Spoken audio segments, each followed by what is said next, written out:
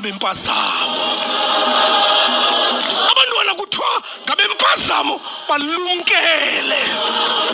Sikambe uThixo unjalo mphulaphuli ukusikelela abantwana abambengabona abafanelanga ukusikelelwa, kodwa uThixo wabasikelela. Wayiphinda uThixo ngezipho lendoda, ngengathi unina akalohenyukazi yalibala okokuba inene abantakwethu babendiphethe kakubi. uThixo yena waniphatha ngobubele.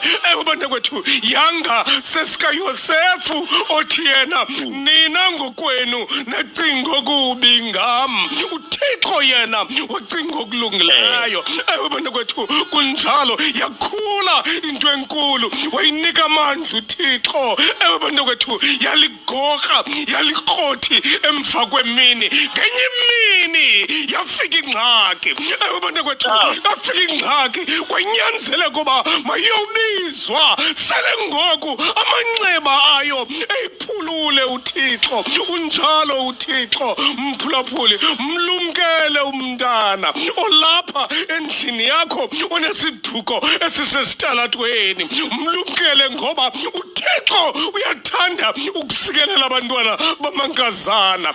Abantakwethu abaculungelwayo, izinto ezingazange zihlawuleke nakakuhle, ezinye zingaqinisekanga nangonina, asuke uThixo azisikelele. Zingaziwa nangoyise, ezinye zaphikwa ngoyise, kodwa uThixo azibeke izandla azisikelele. Mphulaphuli, mlumkele umntwana. uThixo kunjalo nje sothi kuba ungamzali wena ucinge oba ikamva lakhe ungalishwankathela ngohlobo othanda ngalo. Mphulaphuli, umntwana akayondawo azalwa kuyo, kodwa uyindlela eyaziwa nguThixo yedwa okokuba uyakuphelela phina. Wabanjalo uyifete edeliwe kowabo kusithiwa akho nto inokuphuma kuyifete, ngoba unina wakhe inkazana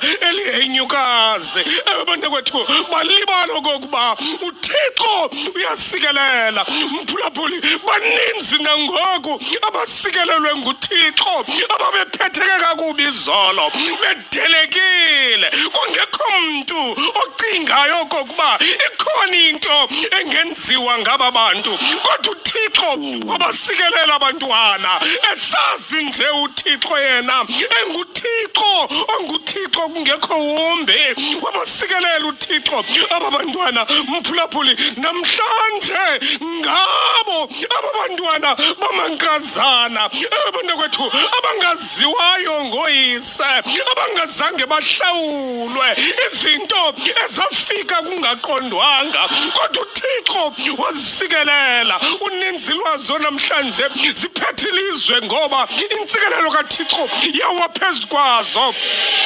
Mphulaphuli, sifuna ukuthi kuwe namhlanje lumka. Baninzi abantwana kwisizwe simnyama, kuhlala kukho umntwana onesiduko esilapha, esinye sisezintabeni. Kuhlala kunjalo, uhlale khona umntwana kwisizwe simnyama onesiduko esilapha, esinye isiduko singaqondakali kakuhle. Kuthiwe mnikene siziduko ngoba ngowalapha lo mntwana. Mlumkele lo mntwana. uThixo unendlela yokubasikelela abantwana.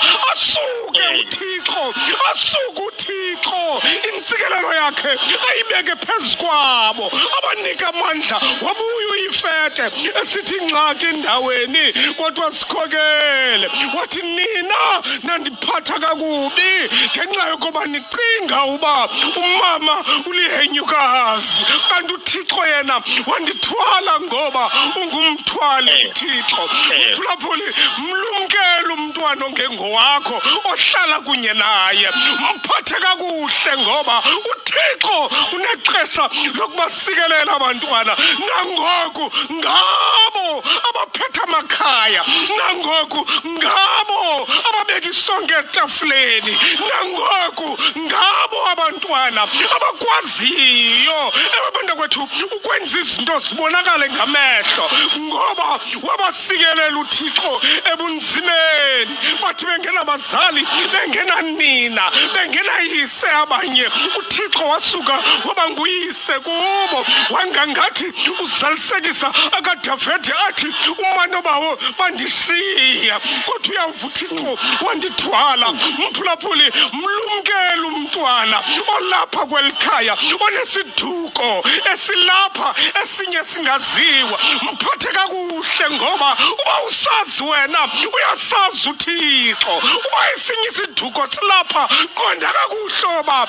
esinye isiduko sikuThixo uThixo uyabazi yena abantu kwethu kwabanjalo ke ngalomhla kuyifete xa ibuya into enkulu isithi uThixo undisikelele ndilikroti ngoku yaba yiyo ekhokelayo kodwa khokela mfondini khokela ngoba ukumisile uThixo ekubeni mawukhokele